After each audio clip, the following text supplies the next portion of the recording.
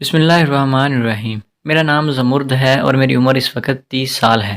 میں کراچی سے تعلق رکھتی تھی اور بی ایس کر رہی تھی، لیکن میری زندگی اتنی آسان نہیں تھی جیسی سب کو لگتی ہے۔ میرے ابو کا انتقال ہو گیا، 18 سال بیت گئے۔ وہ دن ہمارے لیے کوئی قیامت سے کم نہیں تھا جب ابو گھر سے دفتر گئے اور پھر ان کی لاش گھر آئی۔ میں تب بہت چھوٹی تھی، لیکن حالات نے مجھے ایک دم بڑا کر دیا اور پھر کچھ عرصہ تک سب لوگ سوگ مناتے رہے۔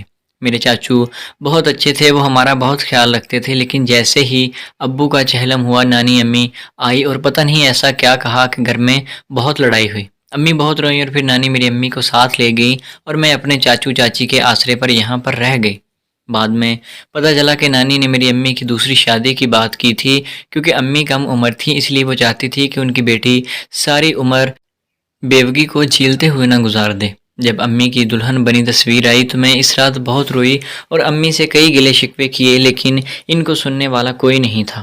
امی کے جانے کے بعد چچی نے میرے اسکول سے اٹھوا لیا اور پھر ایک گورنمنٹ اسکول میں ڈال دیا۔ میں نوابی بچی تھی، اسے ایک دن گھر کے کام بھی آ گئے اور پھر وقت گزرتا گیا اور بچی جسے اس کی ماں لاڈوں سے بار بار کہہ کر اسکول جگاتی تھی، وہ بڑی ہوئی تو سب سے پہلے اٹھ کر سب کی چائے اور ناشتہ بناتی تاکہ سب لوگ اپنی اپنی جگہ پر جا سکیں۔ میں اکثر سوچا کرتی تھی کہ کیا میری ساری زندگی ایسے ہی گزر جائے گی، لیکن مجھے اپنے چاچو پر یقین تھا۔ مگر ایک دن وہ ہوا جو میں سوچ بھی نہیں سکتی تھی۔ میری قسمت بدل گئی، چاچو کو فالج کا اٹیک آیا اور وہ پھر بستر کو لگ کر رہ گئے۔ ساری زندگی بھر کمایا تھا کہ بیماری میں کوئی دقت اور تنگی نہ آئے گی، لیکن اب وہ ایک دم اس بیماری کے آ جانے کی وجہ سے بہت پریشان ہوئے تھے۔ اور پھر انہوں نے چچی سے کہہ کر میرے لیے کوئی بہترین رشتہ ڈھونڈنے کو کہا۔ وہ مجھے اپنے ہاتھوں سے اچھی جگہ رخصت کرنا چاہتے تھے۔ انہوں نے چچی کو خاص ہدایت کی کہ پیسوں کی فکر نہیں کرنی، بس رشتہ ایسا ہو کہ ہماری بچی ساری عمر خوش رہے۔ ہم لاکھوں کا جہیز دیں گے۔ ان کی اس بات پر میری آنکھوں میں آنسو آ گئے۔ جو کام میرے بابا کے بعد میری ماں کا تھا، وہ اب چاچو چاچی کر رہے تھے۔ میں ان کے احسانوں پر خاموشی سے بس آنسو پی کر رہ جاتی۔ چچی نے رشتے دیکھنے شروع کر دیے اور پھر انہوں نے رشتہ ڈھونڈ ہی لیا۔ چاچو تو ہل بھی نہیں سکتے تھے، سب کام چاچی نے ہی کیے تھے۔ میں خوش تھی کہ انہوں نے ماں ہونے کا ہر فرض نبھایا تھا۔ میں نے اب تک لڑکا نہیں دیکھا تھا، لیکن مجھے اندازہ تھا کہ یقیناً وہ اچھا ہی ہوگا۔ میں بھی پڑھی لکھی تھی اور خوبصورت تھی اور ایک اچھے گھرانے سے تعلق رکھتی تھی، اس لیے مجھے پوری امید تھی کہ میرا ہمسفر بھی میرے جیسا ہی ہوگا۔ میں نے کئی خواب بننے شروع کر دیے اور پھر چچی نے جہیز بنانا شروع کیا۔ جیسا چاچو چاہتے تھے ویسا نہ صحیح، لیکن میرے لیے ان کا پیار اور خلوص ہی سب کچھ تھا، اس لیے میں تھوڑے اور سستے سامان پر بھی خوش ہو گئی تھی۔ اور پھر میری رخصتی کا دن آ گیا۔ مہندی کی رات نہ جانے کیسے چاچو کی طبیعت خراب ہو گئی۔ ڈاکٹر نے کہا کہ کچھ غلط کھایا ہے۔ اس بات پر ہم سب حیران ہوئے، کیونکہ چاچو صرف وہی کھانا کھاتے تھے جو چچی بناتی تھی، لیکن اب کیا کر سکتے تھے۔ چاچو ہسپتال میں ایڈمٹ تھے۔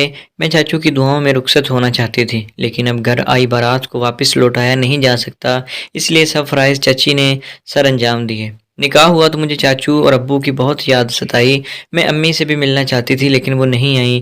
نکاح کے بعد جب مجھے دولہے کے ساتھ بٹھانے لگے تو تب میرے پیروں تلے سے زمین نکل گئی، کیونکہ یہاں سب کچھ اس کے برعکس تھا جو میں نے سوچا تھا۔ وہ کوئی 30 سال کا مرد تھا، شکل و صورت تو گزارے لائق تھی، لیکن انداز اتوار سے صاف واضح تھا کہ وہ کوئی پڑھا لکھا لڑکا نہیں ہے۔ بارات کے ساتھ آئے لوگ بھی کوئی خاص مہذب نہیں لگ رہے تھے، وہ سب ندیدوں کی طرح کھانے پر ٹوٹ پڑے۔ انہیں دیکھ کر مجھے احساس ہوا کہ آخر چچی مجھے ایسی جگہ کیسے بھیج سکتی ہیں۔ انہیں میرے ساتھ یہی کرنا تھا۔ وہ ہمیشہ مجھ سے نفرت کرتی آئی تھی اور آج انہوں نے ساری نفرت ثبوت سمیت واپس لوٹا دی۔ چچی کے چہرے پر ایک مسکراہٹ تھی۔ میں یہ سب دیکھ کر یا تو شادی نہ ہونے دیتی یا پھر وہ بات دل پر لے جاتی۔ میں نہیں چاہتی تھی کہ چاچو کی صحت پر کوئی برا اثر پڑے، اس لیے خاموش ہو گئی۔ جب میری ماں کو میری فکر ہی نہیں تھی تو میں کیسے یہ سوچ رہی تھی کہ کوئی غیر میرے لیے اچھا سوچے گا۔ میں اپنی قسمت کو روتی۔ جمشید کے ساتھ رخصت ہو کر آ گئی اور پھر مجھے ایک جھٹکا لگا جب بارات 6 گھنٹے کا سفر طے کر کے منزل پر پہنچی۔ یہ تو ایک کچا سا گاؤں تھا جس کے اکثر گھروں کی دیواریں بھی اب تک پکی نہیں ہوئی تھیں۔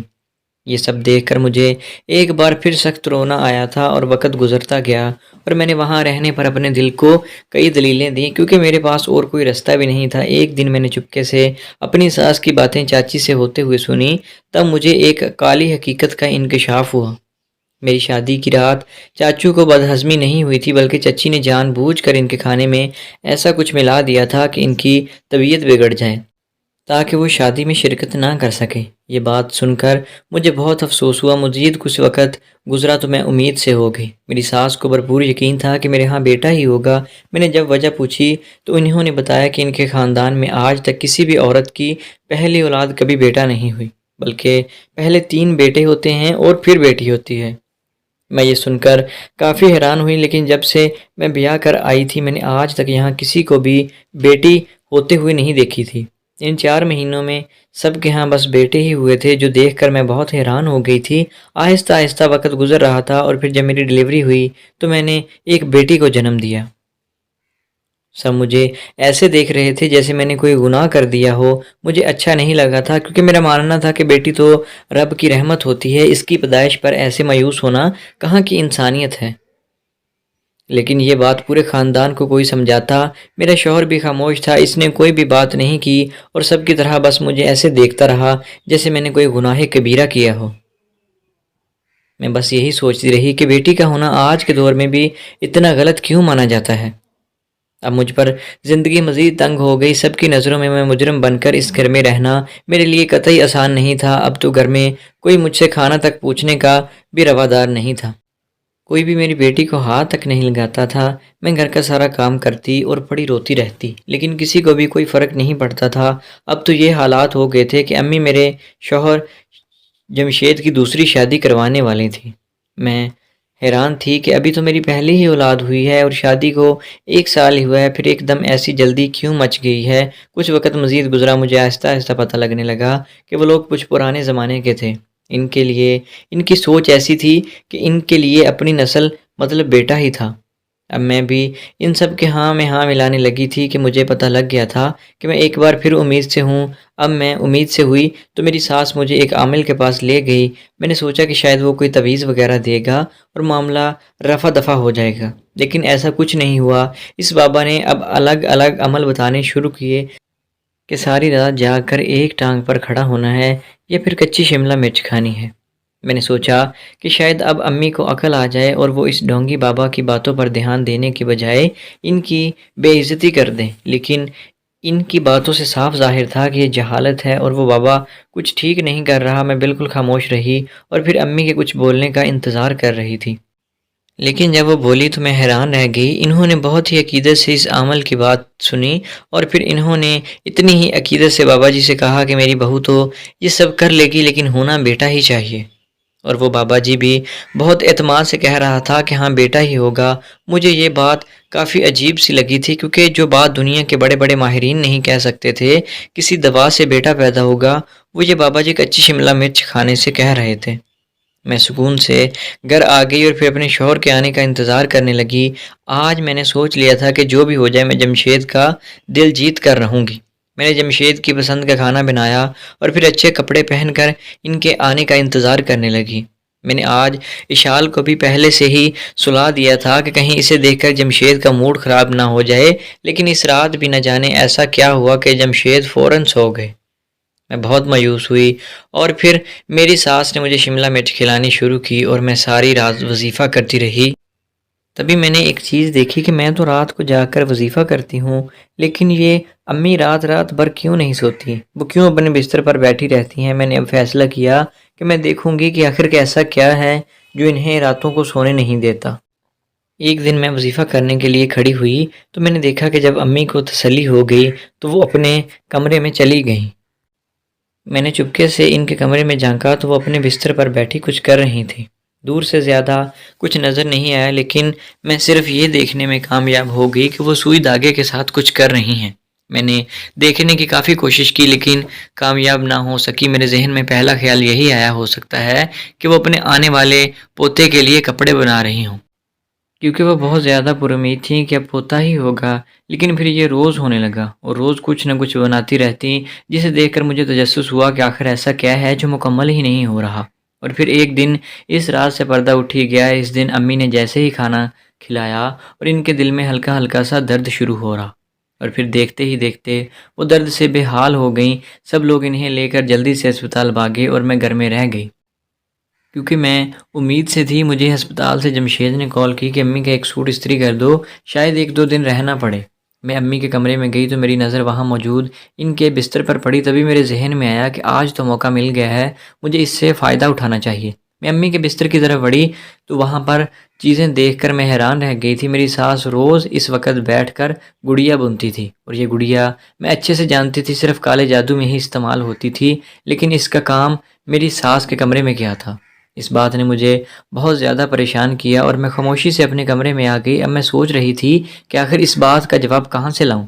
اب کچھ دن مزید گزرے اور امی گھر آ گئی۔ میں نے سوچا کہ اب ان سے پوچھوں گی کہ آخر یہ کیا ہے جو وہ کر رہی تھی، اور پھر ایک دن ساری کی ساری حقیقت میری نظروں کے سامنے آ گئی۔ امی تیار ہو کر گھر سے نکلی۔ میں نے کہا کہ میں آپ کے ساتھ چلتی ہوں یا پھر جمشید آپ کو چھوڑ دیں گے، لیکن انہوں نے کہا وہ خود جائیں گی۔ ان کے ایسے جانے پر مجھے شک ہوا، کیونکہ وہ کبھی بھی ایسے نہیں جاتی تھی۔ ان کے نکلتے ہی میں گھر سے نکلی اور ان کا پیچھا کرنے لگی، کیونکہ آج مجھے جاننا تھا کہ آخر وہ کیا کر رہی ہیں۔ میں خاموشی سے بنا آواز اور اپنی کوئی بھی سراغ چھوڑے ان کا پیچھا کرنے لگی، اور پھر وہ ایک جگہ پر جا کر رک گئیں۔ وہ کوئی مسجد تھی، لیکن حیرانی کی بات تھی وہ بس دروازے پر ہی کھڑی تھی، اندر نہیں گئیں اور نہ ہی کہیں آگے۔ آدھا گھنٹہ گزر گیا۔ میں نے سوچا کہ میں واپس چلی جاؤں، کیونکہ کافی دیر ہو گئی تھی۔ ابھی میں واپس جانے کے لیے مڑی ہی تھی کہ میں نے کسی کو آتے ہوئے دیکھا۔ وہ عورت جب قریب آئی تو میں دیکھ کر حیران رہ گئی، کیونکہ وہ تو میری چچی تھی۔ اور پھر انہوں نے باتیں کرنا شروع کی اور بچپن تک کے رازوں سے آج تک پردہ اٹھانا شروع ہوئے۔ چچی ہمیشہ سے کالا جادو کرتی تھی اور اسی وجہ سے میرے باس کی موت ہوئی تھی، اور امی گھر سے چلی گئیں۔ میں نابالغ تھی، اس لیے مجھ پر کچھ کام نہ کیا، اور انہوں نے میری ساس سے بھی یہی کہا تھا کہ یہ لڑکی منحوس ہے، اگر تم اس پر یہ جادو نہیں کرو گی تو کبھی بھی یہ تمہارے خاندان کو وارث نہیں دے پائے گی۔ میں یہ سب سن کر حیران ہوئی کہ آخر وہ مجھ سے دشمنی میں اتنا آگے کیسے بڑھ سکتی ہیں کہ انہیں دنیا اور آخرت میں کسی چیز کی پرواہ ہی نہ رہی۔ اب میں نے سوچا کہ ان دونوں کو ان کی سازش کا پھل تو ملنا چاہیے۔ میں نے جمشید سے کہا کہ میں اپنے میکے والوں کی دعوت کرنا چاہتی ہوں، اور انہوں نے مجھے اجازت دے دی۔ میں نے سارا دن سب کا انتظار کیا، اور جب لوگ آ گئے تو میں نے کھانا لا کر رکھا۔ سب لوگ ہاتھ دھو کر بیٹھ کر کھانا کھانے لگے، اور جب انہوں نے ڈھکن اٹھایا تو حیران رہ گئے۔ ٹرے میں گھر کے کھانے کی بجائے گڑیا موجود تھی۔ میں نے بھی سب کے ساتھ انجان بننے کا ڈرامہ کیا۔ تبھی میری ساس نے میری چچی کو دیکھتے ہوئے کہا، تم یہ سب ہم پر بھی کر رہی ہو؟ میں نے بس کہا تھا کہ اپنی بھتیجی پر کرو، لیکن تم تو یہاں بھی باز نہیں آئی۔ تبھی جواب میں چچی نے بھی انہیں کہا کہ تم میری وجہ سے نہیں کر رہی، بلکہ تم تو چاہتی تھی کہ تمہاری بہو کے قدم خاندان میں نہ جم پائیں، اس لیے تم بیٹی ہونے کا وظیفہ کر رہی تھی۔ اور پھر دونوں آپس میں لڑتے لڑتے ایک دوسرے کا بھید کھولتی گئیں، اور سب لوگ حیرانی سے انہیں دیکھتے رہے۔